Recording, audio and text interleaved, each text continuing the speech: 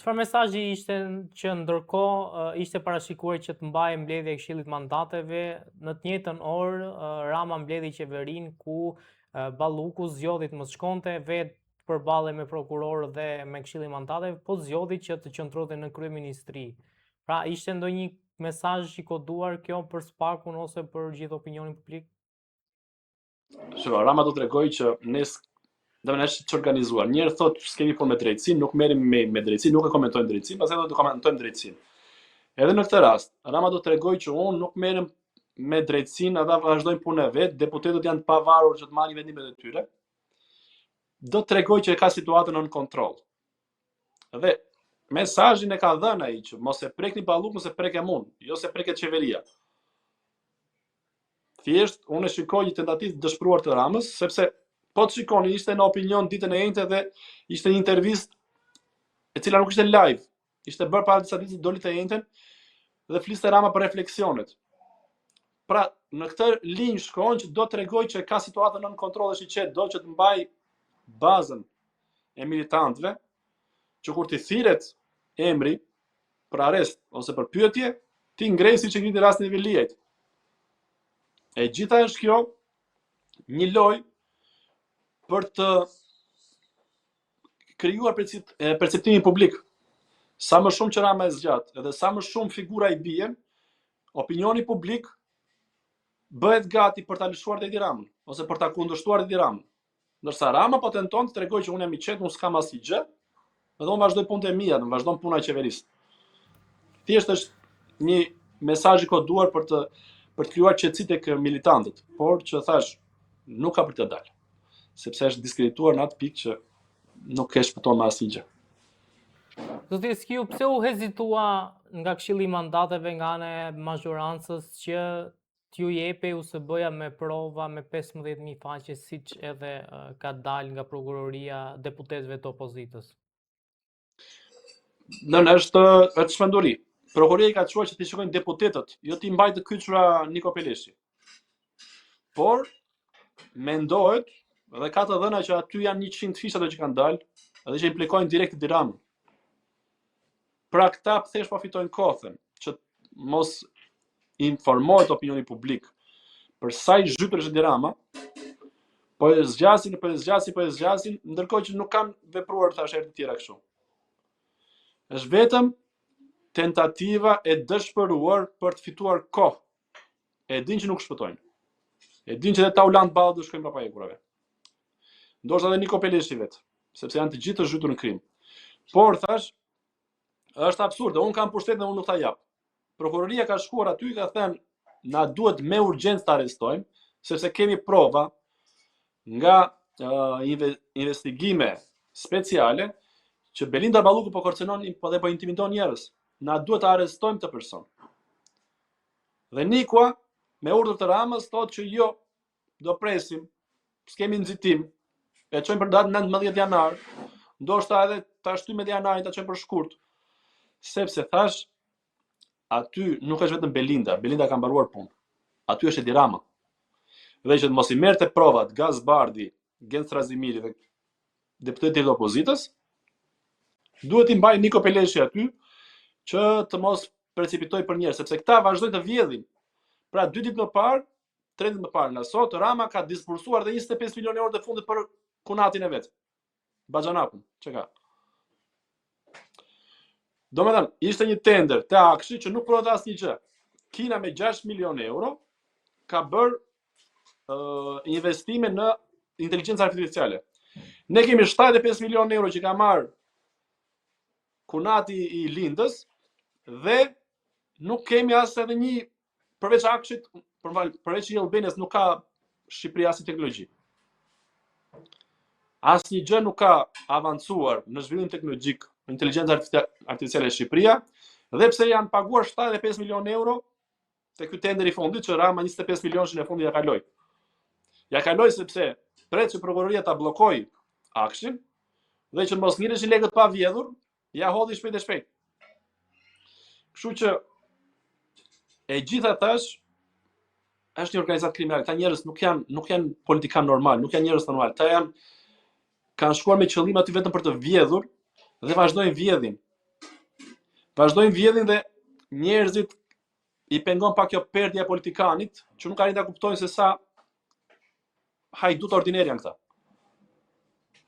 Thash, po fitojnë kohë që të marrin maksimumin e parave, të marrin maksimumin e vjedhjeve, sepse nuk kanë punora si ditë të vetme. Bëhet fjalë që janë mbi 700 milionë euro të akshi që janë vjedhur. Arben Ahmeti thotë kopshti privat. Kopshti privat i Tiranës. Dhe vetëm kjo është shpjegimi logjik. Këta duan të vjedhin maksimumin dhe to ditë që kanë ngelur. Domethënë nuk e ka prokuroria thotë i jepni deputetëve dhe më jepni Belinda Ballukun ta arrestoj. Këta vazhdojnë ta mbajnë akoma. Qëllimi është ta shfitojnë kohë të vjedhin. Apo i jep efektet kontrata e lobimit e nënshkruar disa muaj më përpara mes Flamur Nokës dhe po themi Shtetet Bashkuara të Amerikës, një kompani lobimi që vepron atje. Spaku ka nisur një revansh ndaj zyrtarëve të lartë, të cilët janë të përfshirë në korrupsion dhe siç edhe thuhet lart e poshtë edhe në ambientin mediatik, forca e Spakut buron dhe vjen nga Shtetet Bashkuara të Amerikës. Pra a ishte lasivita, po themi, një zgjedhje e dur dhe apo hakmerret lasivita për atë çfarë u tallë Rama që i thoshte latif. Që tani se nga e fundit, nuk është se janë njerëz kaq të vegjël të merren me diskutime ose me ofendime që mund të bëjë një person i cili është personazh komik gjatë gjithë kohës në arenën ndërkombëtare. Pra ky shkonte tregonte Barcelona gjoja do kënaqte Merkelin. Shkone bën shaka gjoja me Macronin, por është thjesht një person me cilin ata mund të qeshin, por jo se e marrin seriozisht. Dhe një person kaq i vogël, kaq i parëndësishëm si Rama, nuk mund të ngelet apo të kalojë në orbitën e zotit Trump apo të zotit Lasivita. Zoti Berisha kur është pyetur për të kontratë para 1 apo 2 javësh, mos gaboj, ka thënë që nuk e di a vazhdon apo jo kontrata.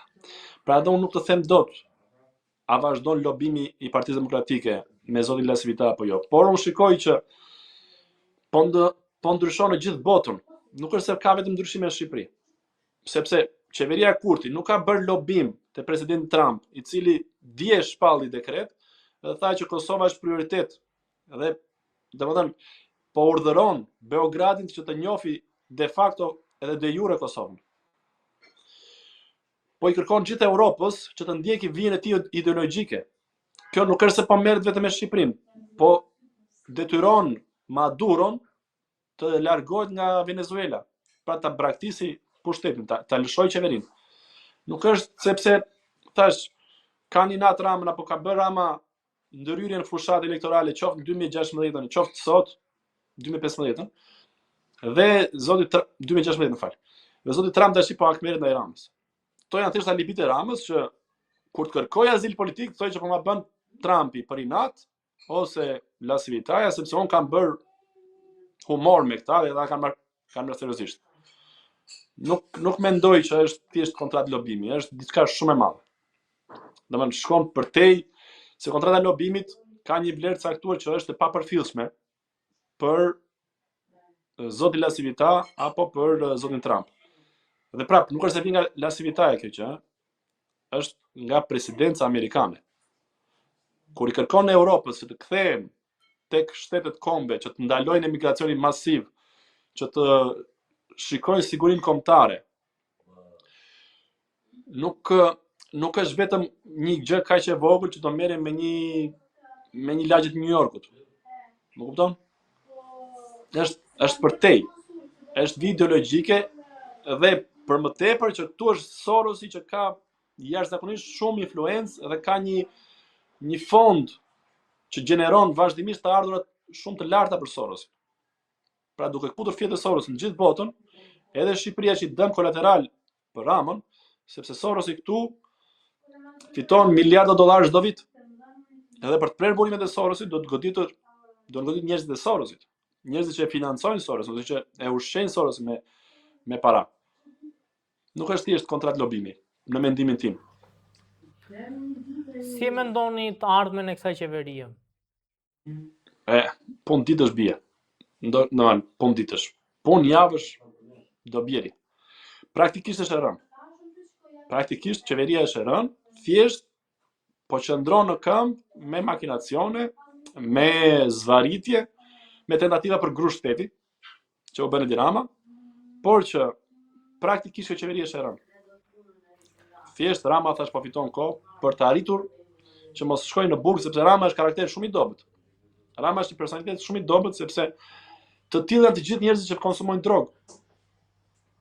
Dhe një person thash që konsumon substanca psikotrope, nuk e menaxhon dot veten. Dhe Rama nuk e mban dot burgun.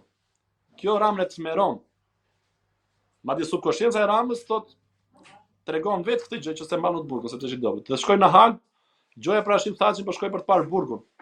Sepse ky ka bërë krime kundër njerëzimit edhe në Shqipëri. Jo vetëm me financa, po ka shpopulluar vendin. Ka përzën 1.1 milion shqiptar. Ata të sëmurët, të onkologjiku, që nuk kanë ilaçe, që e marrin kimioterapinë karige.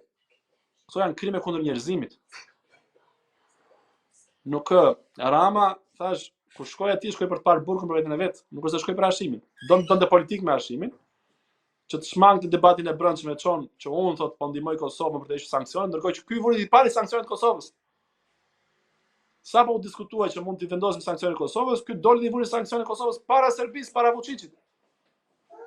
Pra ky është një mashtrues nga fillimi deri në fund. Pra qeveria e rënë, është thjesht zgjatje agonie për Edi Ramën. Këshilli i mandateve shqyrtoi kërkesën e prokurorisë së posaçme për të arrestuar Belinda Ballukun. Megjithatë, Këshilli i mandateve nuk doli në një vendimmarrje dhe shtyu mbledhjen në një kohë të pacaktuar. Zoti Eskiu, si e pat procesin e dieshëm, pra që Këshilli i mandateve nuk doli me një vendim lidhur me kërkesën e prokurorisë së posaçme ndaj zëvendës kryeministres Belinda Balluku? Frikë edhe çorganizim. E para është frikë sepse po fshehin gjithë dosjen e prokurorisë, që të mos u japin deputetët, mos dalin detaje të reja se sa i implikuar është Edi Rama, dhe çorganizim sepse Rama vetë nuk është i sigurt se çfarë do bëj. Di vetëm që Belinda nëse e lëshon është radha e Ramës, Belinda do flasi, edhe Rama thjesht po fiton kohë. Pra, e shikoj në pozitën më të vështirë në këto 25 vite 27 vite në fakt karrierë politike që ka Edi Rama. U bën 27 vite që Rama ka hipur në pushtet, që ditën e parë, ministër kulture, dhe sot është ditë më të keqe. Dhe thash, e shikoj komplet që organizuar është sepse po të vini re, Niko Peleshi e mbylli seancën dhe tha do kthehemi pas pak. Kur u kthye prap nuk mori vendim. Për herë të parë që nuk paralajmërohet se kur është seanca e radhës. Pra kur do diskutojnë për të marrë një vendim, i hiqet apo si hiqet mandati zëvendës kryeministres, pra i hiqet imuniteti apo jo. Dhe kjo nuk ka ndodhur në rastin e zotit Berisha. Është dhënë për një herë dhe nuk kanë pasur siklet as Taulant Balla, as Linda Nikola, as Edi Rama për detajet që kishte sjell prokuroria aty. Tek Sali Berisha nxituan për një herë të hiqin imunitetin dhe të arrestonin, sepse duhesh arrestuar Sali Berisha, sepse duhesh grabitur mandati 4 për Edi Ramën. Nëse në këtë rast shty vetëm që të fitojnë kohë, vetëm që të krijoj Rama mundësinë e azilit politik. Por që Rama s'ka prit ta dalë, sepse ka shkuar shumë larg, ka shkelur shumë vjet kuqe. Përveç se është i zhytur thellësisht në korrupsion, përveç se është kreu i organizatës kriminale, por është zhytur edhe në narkotrafik. Pra bosi i drogës së Shqipërisë Edi Rama. Mediat ndërkombëtare, mediat amerikane thonë që përfituesi kryesor nga burimet që ne kemi marrë është Edi Rama nga narkotrafiku. Të gjithë trafikantët e tjerë, gjithë familjet e drogës, e trafiku drogës në Shqipëri, dorëzojnë pjesën më të madhe tek Edi Rama. Përfituesi kryesor është Edi Rama. Këta të gjithë janë punëtorë të Edi Ramës. Pastaj ka cënuar sigurinë e NATO-s dhe të Amerikës, sepse te Akshi nuk janë vjedhur vetëm të dhënat e shqiptarëve, janë vjedhur çdo e dhënë. Që ka cënuar edhe sigurinë e NATO-s. Tjetra ka korruptuar shefin e FBI-s, e ka ekspozuar brishtësinë ose e ka ekspozuar sigurinë amerikane para gjithë botës që kur e korrupton një vend i vogël si Shqipëria, që është pothuajse i parëndësishëm për fuqitë e mëdha, është si thua një qytet, një lagje e Kinës. Çfarë mund të bëj Kina, çfarë mund të bëj Rusia përballë Shtetet e Bashkuara të Amerikës për të korruptuar shefat e agjensive. Pra, Rama ka kaluar çdo limit, ka kaluar çdo vit kuqe dhe unë shikoj tash prej kohësh, të paktën që nga qershori, që mori një jo të prerë nga presidenti Trump, i cili po kërkon azil politik. Dhe kjo është thjesht për të fituar kohë. Njëkohësisht, Rama ka të qartë që sa më shumë të zgjasë, aq më shumë të skritohet edhe para opinionit publik. Dhe socialistët, kur të dalë emri Ramës për t'u arrestuar, nuk do ngrihen për ta mbështetur. Do thonë ik qerou sepse qenë krya i dut. Pra, i paft për të marrë vendim, për ta shkarkuar Belinda Pallukun, sepse Belinda i ka thënë do të marrë me vete dhe po reziston. Pra edhe dy mbrëmje më parë, ditën e enjte, 22:20, Belinda i ka shkuar në zyrë prap, i ka thënë mos guxo të më lëshosh. Sepse Belinda mendon se duke qenë jashtë mund të prishi provat, mund të intimidoj dëshmitarët, mundet që të korruptoj nesër në gjykatën e lartë, por prova ka pafund. Belinda nuk i shpëton burgut. Belinda ndoshta do të shpërtoj një pjesë të madhe të pasurisë. Deri tani ka ndalë 20 milion euro në Izrael dhe në Zvicër. Bëhet fjalë që kanë dalë 300 apartamente, 2 jahte. Është një pasuri prallore, por është e çmendur sepse nuk është se ka shpikur Belinda diçka, ka prodhuar diçka dhe e ka pasurinë e saj që mund ta gëzonte. Vetëm ka vjedhur. Dhe kur ka Belinda gjithë të pasuri, imagjinoni Ramën që është përfituesi kryesor, qoftë i drogës, qoftë i tenderave, qoftë i ilaçeve, sepse kompanitë farmaceutike serioze ndërkombëtare janë larguar të gjitha. Te nafta, ne sot në pasqyrat shtetërore, të tin taksave, ne konsumojmë më pak karburant se Kosova, pa është e mundur kjo? Jo, sepse gjysma e konsumit karburanteve sot është në të zezë. Te lojët e fatit është prapë di Rama. Shtetit i mungojnë $200 milion vetëm nga lojët e fatit. Lojët e fatit janë hapur. Ne e dim që vazhdojnë vjen baste, qoftë në Tiranë, qoftë në fshatet më të largët të Shqipërisë. Vjen online. Dhe kush i merr të taksat 200 milion që do të shkonte në buxhetin e shtetit? E merr di Rama, me Olsin. Pra, kur thash Belinda akuzohet për $2 miliard nga Arben Ahmetaj, imagjinoni tash se sa shkon di Rama. Nuk dua të spekuloj, por shkon me $10 miliarda që i ka vjedhur këtij vendi. Dhe thash vetëm po fiton kohë. Është në panik, është shumë keq, gjithë socialistët po e kuptojnë. Se unë shikoj një entuziazëm shumë të madh të demokratët, po socialistët po e kuptojnë që ky person është i zhytur kokë këmbë në krim e korrupsion.